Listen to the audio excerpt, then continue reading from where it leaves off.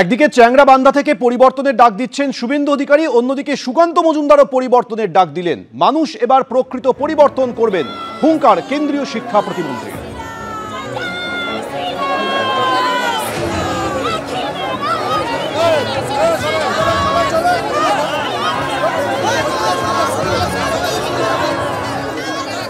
আজকের এই পরিবর্তন যাত্রা যা আপনার নেতৃত্বে হচ্ছে, নিমতায় যে ছবি আমরা দেখতে পাচ্ছি, বার্তা কি?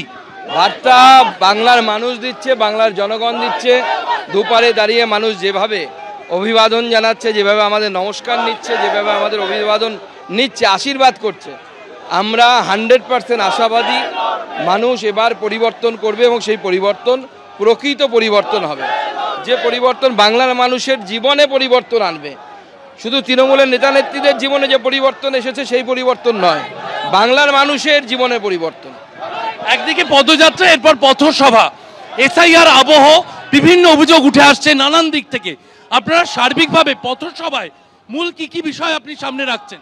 দেখুন, আমরা এসআইআর রাখছি এবং তার সাথে সাথে মমতা বন্দ্যোপাধ্যায়ের আমলে এবং অন্যান্যদের আমলে যেভাবে বামফ্রন্টের আমলে এবং মমতা বন্দ্যোপাধ্যায়ের শিল্প একদম নিচের দিকে চলে গেছে, আমরা সেই জায়গা থেকে পরিত্রাণের পথ আমরা সমস্ত কিছু বাংলার মানুষের সামনে রাখছি। পরিবর্তন সংকল্প যাত্রা থেকে পশ্চিমবঙ্গে পরিবর্তনের ডাক দিলেন কেন্দ্রীয় শিক্ষা প্রতিমন্ত্রী সুকান্ত মজুমদার। মানুষ এবার প্রকৃত পরিবর্তন আনবেন। আজ নিমতায় পরিবর্তন সংকল্প যাত্রা থেকে এই হুঙ্কার দিয়েছেন কেন্দ্রীয় শিক্ষা প্রতিমন্ত্রী। গতকালও কেন্দ্রীয় শিক্ষা প্রতিমন্ত্রী তিনি হুঙ্কার দিয়েছিলেন যে পরিবর্তন হবে, তার 24 ঘন্টার মধ্যে আজ নিমতায় যে তিনি পরিবর্তন সংকল্প যাত্রা করলেন, সেখান থেকেও পশ্চিমবঙ্গে পরিবর্তনের ডাক দিলেন।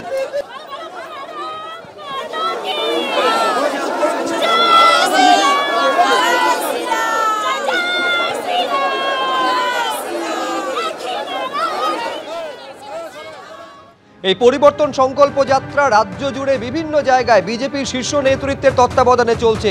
দু জায়গার ছবি আপনাদের সামনে রেখেছি। একদিকে যেমন নিমতার ছবি দেখিয়েছি, কোচবিহারের চ্যাংড়াবান্ধার ছবি দেখিয়েছি, এবার পশ্চিম বর্ধমানের আসানসোলের ছবি দেখতে পাচ্ছেন, যার নেতৃত্বে ছিলেন বিজেপি রাজ্য সভাপতি শ্রমিক ভট্টাচার্য। যারা আমাদের যোগ্যদের নতুন শিক্ষক শ্রমিকরা বলেছেন বিভিন্ন সভায় পরিবর্তন দেওয়ার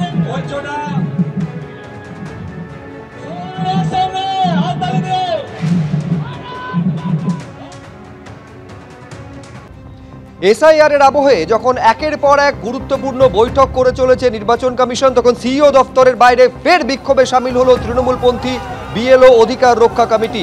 এই হচ্ছে সেই মুহূর্তের ছবি যখন এই দাবি তাদের তরফে জানানো হয় যে অমানুষিক কাজের চাপে একের পর এক বিএলও আত্মহত্যা করছেন। মুর্শিদাবাদের খড়গ্রামে মৃত বিএলওর পরিবারকে তারা নিয়ে আসেন এবং দাবি জানানো হয় যে ক্ষতিপূরণ দিতে হবে এবং কর্মসংস্থানের ব্যবস্থা করতে হবে।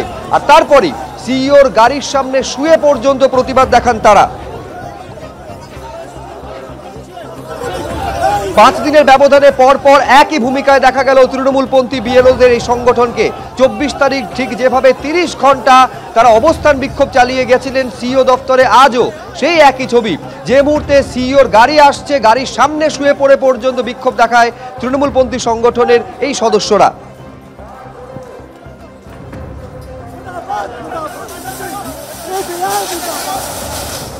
বিক্ষোভ কর্মসূচি যেমন চলছে, তার পাশাপাশি তোমাকে দেখাবো কলকাতা পুলিশের পক্ষ থেকে একেবারে বাধা দেওয়া হয়েছে বিএলও অধিকার মঞ্চের যারা নির্বাচন কমিশন অফিসের দিকে যেতে চাইছিলেন। সেখানে কিন্তু পুলিশের তরফ থেকে বলা হয় যেহেতু নির্বাচনী বৈঠক চলছে, এখানে নির্বাচনী আধিকারিকরা তারা এসছেন, তারা কিন্তু সেই বৈঠক করছেন দ্য বেঙ্গল চেম্বার অফ কমার্সের যে অফিস রয়েছে সেইখানে কিন্তু নির্বাচন কমিশনের যে অফিস, সেখানে কিন্তু আধিকারিকরা কেউ নেই এবং এতজনকে কিন্তু সেখানে অ্যালাউ করা পুলিশের পক্ষে সম্ভবপর নয়।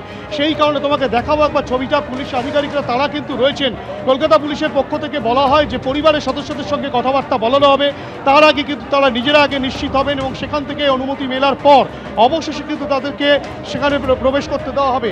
সেই পরিস্থিতিতে তোমাকে দেখিয়ে রাখি যে বিএলও অধিকার রক্ষা কমিটি মঞ্চের সদস্যরা তারা কিন্তু রীতিমতো রাস্তায় বসে পড়েছেন বেঙ্গল চেম্বার অফ কমার্সের সামনে, যেখানে সেই বৈঠক চলছে। রীতিমতো উত্তেজনার পরিস্থিতি নির্বাচন কমিশনের আধিকারিকরা যারা এসেছিলেন, যারা বৈঠকে ছিলেন, সেই বৈঠক থেকে বেরোনোর সময় তারা গাড়ি যাতে না বেরোতে পারে সেই কারণে কিন্তু বিএলও অধিকার রক্ষা কমিটির মঞ্চের সদস্যরা তারা কিন্তু গাড়ির সামনে শুয়ে পড়তে যান এবং তখনই কিন্তু পুলিশের তরফ থেকে রীতিমতো তাদেরকে সরিয়ে দেওয়া হয়। দেখতেই পাচ্ছ কলকাতা পুলিশের তরফ থেকে একেবারে নিরাপত্তা দিয়ে কিন্তু আধিকারিকদের এখান থেকে সরিয়ে নিয়ে যাওয়া হচ্ছে এবং তুমি দেখতে পাচ্ছ সিইও দপ্তরে কিন্তু আধিকারিকরা প্রবেশ করলেন, পুলিশের নিরাপত্তায় কিন্তু রীতিমতো তাদেরকে এখানে আধিকারিকদেরকে এখানে নিয়ে আসা হলো এবং যে পরিস্থিতি তৈরি হয়েছে, যে উত্তেজনা তৈরি হয়েছে, যে শুরু থেকেই বিএলও অধিকার রক্ষা কমিটির মঞ্চের সদস্যরা তারা কিন্তু রীতিমতো রাস্তায় বসে পড়েন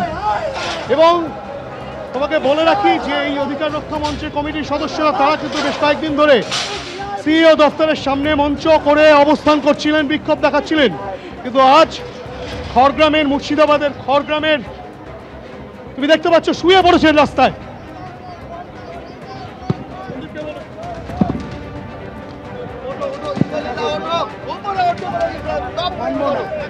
মানতে হবে, আমাদের দাবি মানতে হবে, ন্যায্য দাবি, অধিকারের দাবি, লড়াই চলছে। আমার প্রাণ চলে গেলেও তারপর প্রতিরোধে আমি দেবার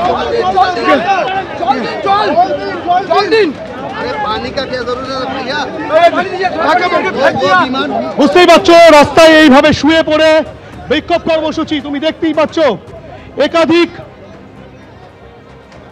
আন্দোলনকারী তারা কিন্তু রীতিমতো রাস্তায় এভাবে তারা শুয়ে পড়ছেন, কোথাও বা তারা বিক্ষোভ দেখাচ্ছেন, কোথাও বা একেবারে নির্বাচন আধিকারিকের গাড়ির সামনে তারা কিন্তু রীতিমতো শুয়ে পড়েছিলেন যাতে সিইও দপ্তরে সেই সব আধিকারিকেরা না পৌঁছতে পারেন। খড়গ্রামে মৃত বিএলওর পরিবারকে নিয়ে আজ সিইও অফিসের বাইরে বিক্ষোভ দেখাতে শুরু করে তৃণমূলপন্থী বিএলও সংগঠন, যা ঘিরে ধুন্ধুমার পরিস্থিতি তৈরি হয়। বেশ কিছুক্ষণ এই বিক্ষোভ চলার পর অবশ্য সিইওর সঙ্গে সাক্ষাতের সুযোগ পায় মৃত বিএলওর পরিবার। হঠাৎ একটু বুকে ব্যথা করছে, ব্যথা করছে বলে আরো টেনশন নিত খুব, ওই কাজের রাতে বিএলওর কাজে খুব টেনশন নিত, থাকতো মানে খুব টেনশনে থাকতো। আর একটু কাছতে কাছতেই মানে হার্ট অ্যাটাক হয়ে মারা গেছে। একটা খালি বলুন যে উনি কি অসুস্থ ছিলেন আগে কোনো রকম? না, খুব একটা অসুস্থ ছিল না। এবিপি আনন্দ এগিয়ে থাকে, এগিয়ে রাখে।